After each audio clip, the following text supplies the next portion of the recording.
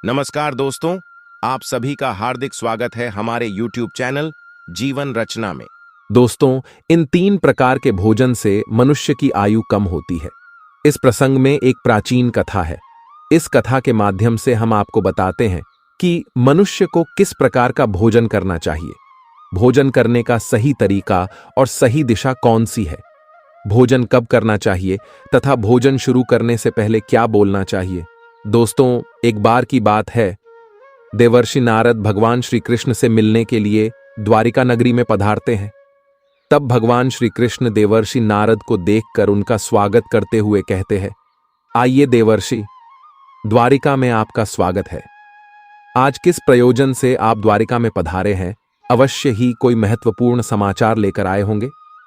तब देवर्षि कहते हैं, हे प्रभु, आप सब कुछ जानते हुए भी पूछ रहे हैं। मैं आज आपके पास मेरी एक्स शंका का निवारण करने के लिए ही आया हूं। कृपया आप अपने इस भक्त की द्विधा को दूर कीजिए। तब श्री कृष्ण मुस्कुराते हुए कहते हैं, हे देवर्षि, मैं अवश्य जानता हूं कि आप किस कारण से दुखी हैं और आपके मन की द्विधा को भी मैं अवश्य जानता हूं। इसीलिए आपके मन में जो भी शंका है अथवा प्रश्न है, आप निसंकोच होकर पूछिए। मैं आपकी शंका का निवारण अवश्य करूंगा। देवर्षि नारद कहते हैं, हे प्रभु, मेरे मन में आज यह जानने की इच्छा है कि मनुष्य को किस प्रकार का भोजन करना चाहिए, किस प्रकार का भोजन मनुष्य की आयु बढ़ाने वाला होता है और किस प्रकार का भोजन आयु को कम करने वाला होता है। हे प्रभु, मनुष्य को भोजन किस दिशा में मुख करके करना चाहिए, भोजन करने से पूर्व कौन सा मंत्र बोलना चाहिए, कृपा करके आप मुझे इन सभी प्रश्नों के उत्तर दीजिए। तब श्री कृष्ण कहते हैं, हे देवर्षि, आज आपने समस्त मनुष्य जाति के कल्याण के लिए बहुत ही महत्वपूर्ण प्रश्न किया है। यह बात सत्य है कि मनुष्य जिस प्रकार का भोजन करता है, उसी के अनुसार उसका स्वभाव, भाग्य और उसका अगला जन्म निर्धारित होता है। हे देवर्षि, इस विषय में एक प्राचीन इतिहास है जो मैं आपको सुनाता हूं। त्रेता युग में यह कथा महर्षि अगस्त्य ने भगवान श्री राम को सुनाई थी। इसीलिए इस कथा का महत्व बहुत अधिक है। इस प्राचीन कथा के माध्यम से आपको आपके सभी प्रश्नों के उत्तर मिल जाएंगे। इसीलिए आप इस कथा को ध्यान से पूरा अवश्य सुने और इसका प्रचार करें। जो भी इस कथा का श्रवण करता है, उसके समस्त पापों का नाश होता है और उसे सैकड़ों वर्षों तक दान करने का पुण्य मिलता है।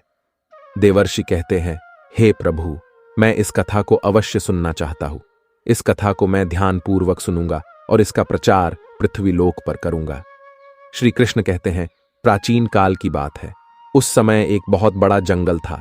उस जंगल का आकार 100 योजन था, लेकिन उस जंगल में कोई भी पशु और पक्षी नहीं रहते थे। केवल वृक्ष और पेड़ पौधे ही थे। कोई भी पशु उस जंगल की तरफ नहीं जाता था, लेकिन उस जंगल के मध्य भाग में एक 4 कोस लंबी झील थी और केवल उसी झील में हंस, बदक तथा अन्य पशु पक्षी रहा करते थे। एक बार अगस्त्य मुनि उस झील के पास से गुजर रहे थे तो उन्हें एक बहुत ही अजीब चीज दिखाई दी। उस झील के पास एक बहुत बड़ा आश्रम था जो बहुत पुराना हो गया था, लेकिन फिर भी अत्यंत सुंदर और पवित्र दिखाई पड़ रहा था। उस आश्रम में कोई भी साधु तथा तपस्वी नहीं रहता था। वह आश्रम पूरी तरह से खाली था। अगस्त्य मुनि एक रात के लिए उस आश्रम में ठहर गए और सुबह उठकर वे उस झील के पास चले गए तो उन्हें रास्ते में एक मुर्दा अर्थात लाश पड़ी हुई दिखाई पड़ी, जो शरीर से अत्यंत बलवान और हृष्ट-पुष्ट था, जिसे देखकर मालूम होता था कि वह किसी तरुण पुरुष की लाश है। उस लाश को देखकर अगस्त्य मुनि सोचने लगे कि यह कौन है, इसकी मृत्यु कैसे हो गई तथा वह इस जंगल में आखिर कैसे आया होगा। उस मरे हुए आदमी के बारे में जानने की अगस्त्य मुनि को जिज्ञासा हुई। तभी अचानक आकाश में उन्हें एक दिव्य विमान दिखाई पड़ा और वह दिव्य विमान उस झील के समीप आकर रुक गया और उस विमान से एक दिव्य पुरुष उतरा और वह उस झील में नहाने के लिए चला गया। झील में नहाने के बाद वह बाहर आया और उस मुर्दे का मांस खाने लगा। उसने भर पेट उस मोटे ताजे मुर्दे का मांस खा लिया और फिर से विमान में बैठकर स्वर्ग की ओर जाने लगा। तभी अगस्त्य मुनि ने उस दिव्य पुरुष को आवाज लगाई, हे दिव्य पुरुष, तुम कौन हो? तुम देवताओं के समान दिखाई पड़ते हो, किंतु तुम्हारा भोजन बहुत घृणित है। तुम मुर्दे का मांस क्यों खा रहे हो? ऐसा भोजन भला कोई देवता कैसे कर सकता है? फिर उस स्वर्गवासी दिव्य पुरुष ने अगस्त्य मुनि की तरफ देखा और उन्हें हाथ जोड़कर प्रणाम करके कहने लगा, हे विप्रवर, आपको प्रणाम है। मैं आपको मेरी कहानी सुनाता हूं। पूर्व काल की बात है। विदर्भ देश में मेरे महायशस्वी पिता राज्य करते थे। वे वसुदेव के नाम से तीनों लोकों में प्रसिद्ध थे और परम धार्मिक व्यक्ति थे। उनकी 2 पत्नियां थीं। उन दोनों पत्नियों से उन्हें एक एक करके 2 पुत्र हुए। मैं उनका सबसे बड़ा बेटा था। लोग मुझे श्वेत के नाम से जानते थे और मेरे छोटे भाई का नाम सूरत था। पिताजी की मृत्यु के बाद मुझे विदर्भ देश का राजा बना दिया गया और मैं वहां सावधानी के साथ राज्य चलाने लगा। राज्य करते हुए मुझे कई हजार साल बीत गए। फिर एक दिन मुझे वैराग्य हुआ और मैंने राजपाट का त्याग करने का निर्णय लिया और मृत्यु पर्यंत तपस्या करने का निश्चय करके मैं जंगल में रहने के लिए चला गया। अपने राज्य को मैंने अपने छोटे भाई सूरत को सौंप दिया और उसे राजा बना दिया। फिर इस झील के पास आकर मैंने कठोर तपस्या करना आरंभ किया। 80,000 वर्षों तक मैंने इस जंगल में तपस्या की और उसी के प्रभाव से मुझे ब्रह्मलोक की प्राप्ति हुई। लेकिन ब्रह्मलोक पहुंचने के बाद भी मुझे भूख और प्यास अधिक सताने लगी। मेरे सभी इंद्रिय तिलमिला उठे। फिर मैंने ब्रह्मलोक के सर्वश्रेष्ठ देवता ब्रह्मा जी से पूछा, हे भगवान, मैंने तो सुना है कि ब्रह्मलोक में किसी भी प्राणी को भूख और प्यास नहीं लगती है। फिर मुझे भूख और प्यास क्यों लग रही है? ये मेरा पीछा क्यों नहीं छोड़ रही है? कृपया आप मुझे बताइए कि मैं किस चीज का सेवन करूं। फिर ब्रह्मदेव ने कहा, हे राजन, पृथ्वी पर दान धर्म करने पर ही व्यक्ति इस लोक में भूख प्यास से मुक्त हो जाता है। लेकिन तुमने अपने जीवन काल में कभी दान नहीं किया, किसी भिखमंगे को भीख तक नहीं दी। तुमने राजमहल में रहकर भी द्वार पर आए अतिथियों को भोजन नहीं दिया।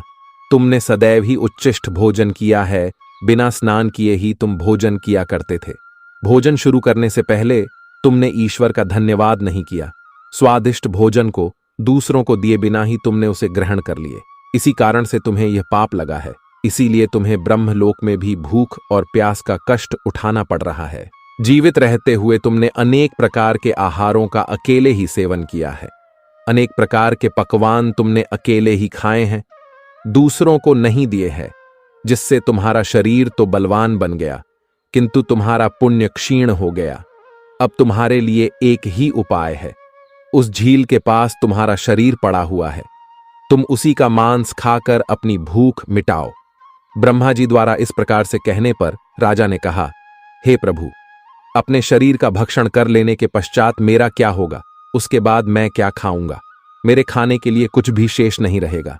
कृपया कुछ ऐसा भोजन बताए जिसका भक्षण कर लेने पर भूख मिट जाए और जो कभी खत्म ना हो। तब ब्रह्मदेव कहते हैं, हे राजन, तुम्हारा शरीर ही मैंने अक्षय बना दिया है। उसे तुम रोज खाओगे फिर भी यह समाप्त नहीं होगा। वह दूसरे दिन फिर से ताजा हो जाएगा। इस मृत शरीर के अंग फिर से उग आएंगे और उन्हें तुम फिर खा सकोगे।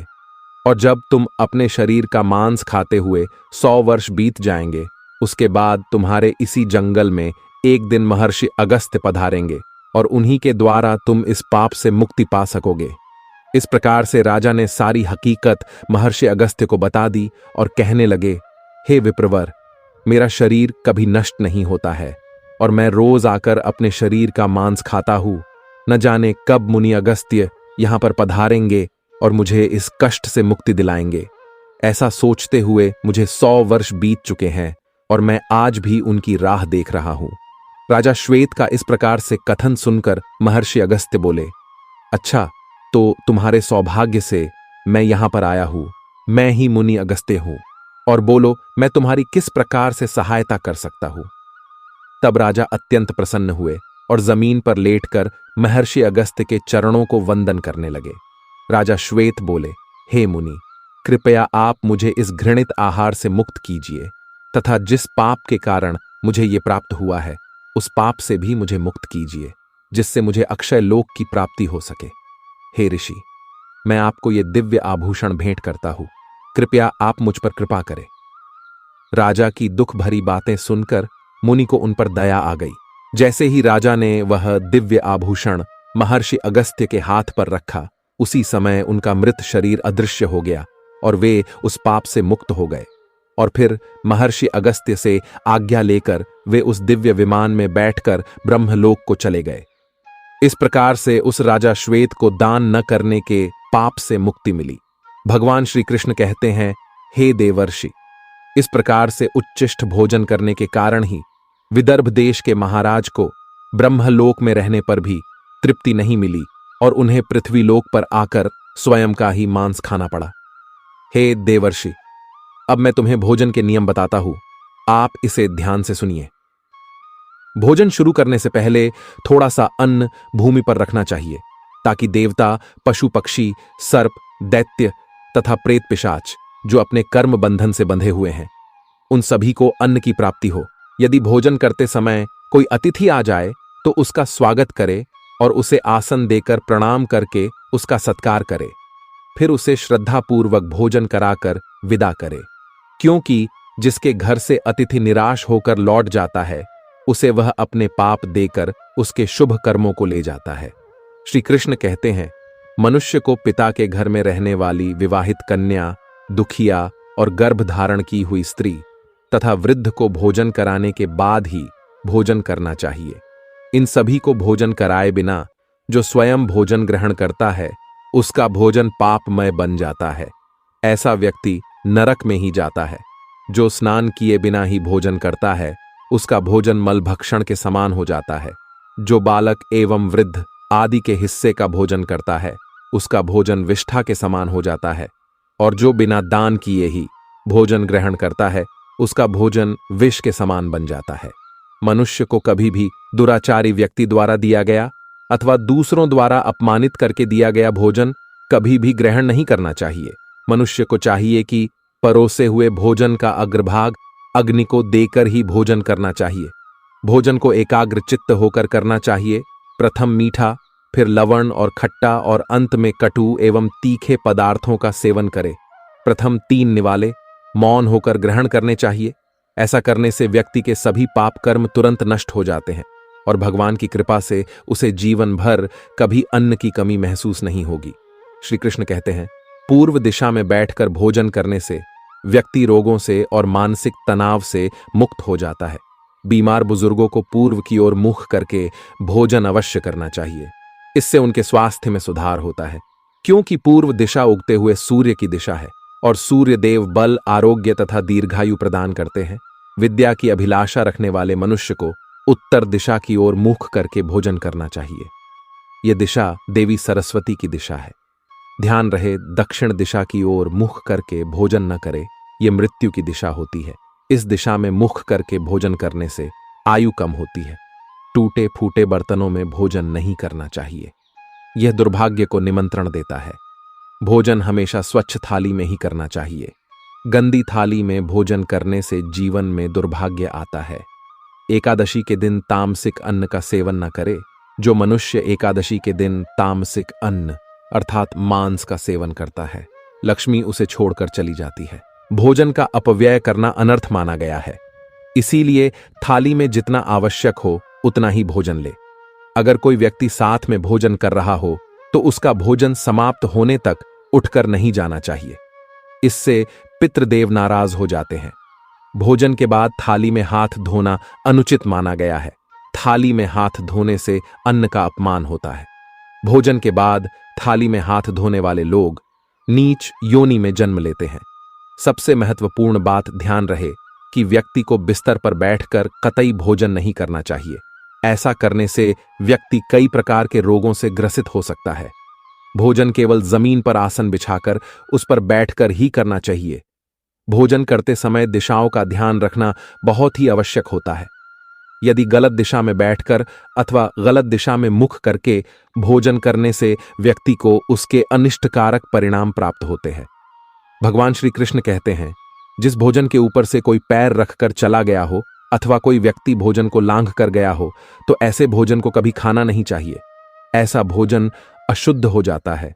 ऐसे भोजन को पशुओं को खिला देना चाहिए। दूसरों के द्वारा लांघा गया भोजन खाने से मनुष्य की आयु कम हो जाती है और उसके शरीर में भिन्न भिन्न प्रकार के रोग उत्पन्न होते हैं। यदि भोजन में बाल निकल आता है तो ऐसा भोजन त्याज्य हो जाता है। यदि अन्न में बाल निकलता है तो उसे ईश्वर को कभी प्रसाद के रूप में नहीं चढ़ाना चाहिए और ना ही स्वयं खाना चाहिए। ऐसा भोजन प्रेतों को प्राप्त हो जाता है। श्री कृष्ण कहते हैं, मनुष्य को दूसरों के लिए परोसा हुआ भोजन भी नहीं खाना चाहिए। जो मनुष्य दूसरों का भोजन छीन के खाता है अथवा किसी को बिना दिए ही स्वयं उस अन्न का उपभोग करता है, उससे देवी अन्नपूर्णा रुष्ट हो जाती है।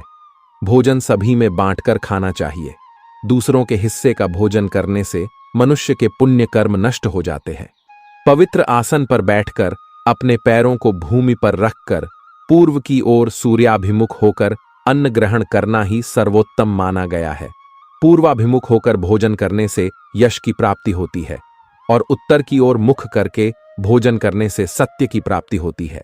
दोनों हाथ, दोनों पैर तथा मुख को पानी से धोकर ही भोजन करना चाहिए। भोजन के पात्र को भूमि पर रखकर अन्न ग्रहण करना ही सर्वश्रेष्ठ माना गया है। शास्त्रों में इस प्रकार के भोजन को उपवास के समान बताया गया है। मनुष्य को क्रोध रहित होकर भोजन करना चाहिए। क्रोध की अवस्था में भोजन करने से भोजन का अपमान होता है और कई व्याधियां उत्पन्न होती है। यदि चित्त कहीं और हो तब भी भोजन नहीं करना चाहिए और गुस्से से भरे मन से भी भोजन करना अशुभ होता है। जो जूते पहनकर भोजन करता है, इस प्रकार के भोजन को आसुरी भोजन कहा गया है।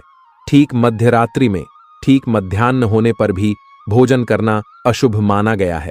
यदि पेट खराब हो तब भी भोजन नहीं करना चाहिए। गीले वस्त्र पहन करके भी भोजन करना अशुभ होता है। दूसरों के लिए परोसा गया भोजन भी कभी नहीं करना चाहिए। सोते हुए, खड़े होकर, टूटे फूटे पात्र में भूमि पर रखकर अथवा हाथ पर रखकर भोजन ग्रहण करने से दरिद्रता आती है। भोजन करते समय वेदों का उच्चारण नहीं करना चाहिए। शास्त्रों के अनुसार स्त्री को पति के भोजन के बाद ही भोजन कर लेना चाहिए।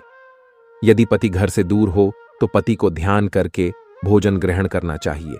इससे पति की आयु लंबी होती है और स्त्री सदा सुहागिन रहती है। पति से पहले भोजन करना शास्त्रों में शुभ माना नहीं गया है। इससे पति की आयु कम हो जाती है। इसके साथ ही विष्णु पुराण के अनुसार पति और पत्नी को एक साथ बैठकर भोजन नहीं करना चाहिए। ऐसा करने से दोनों में क्लेश और विवाद होता है। अंधकार में अथवा आकाश के नीचे बैठकर भोजन नहीं करना चाहिए। भोजन करते समय सिर पर छत अथवा वृक्ष की छाया अवश्य होनी चाहिए। केवल एक वस्त्र पहनकर भी भोजन करना अनुचित होता है अथवा नग्न अवस्था में भोजन ग्रहण करना अशुभ होता है। इससे जीवन में दुर्भाग्य आता है। सवारी पर बैठकर अर्थात किसी वाहन में बैठकर भी भोजन ग्रहण करना अनुचित होता है। साथ ही शैया पर बैठकर भोजन करने से व्यक्ति की आयु कम हो जाती है। हंसते हुए अथवा रोते हुए भोजन करना अनिष्टकारक होता है। इससे गले में अन्न फंसकर प्राण जाने का भी खतरा बना रहता है। तो दोस्तों, इस प्रकार से भगवान श्री कृष्ण ने देवर्षि नारद को भोजन करने का महत्व बताया है। आपको यह कथा कैसी लगी कमेंट करके अवश्य बताएं। दोस्तों, अंत में हम उम्मीद करते हैं कि आपको हमारे द्वारा दी गई यह जानकारी अच्छी लगी होगी। कृपया वीडियो को लाइक जरूर कर दें और हमारे चैनल को सब्सक्राइब करना ना भूलें। आप सभी का बहुत बहुत धन्यवाद।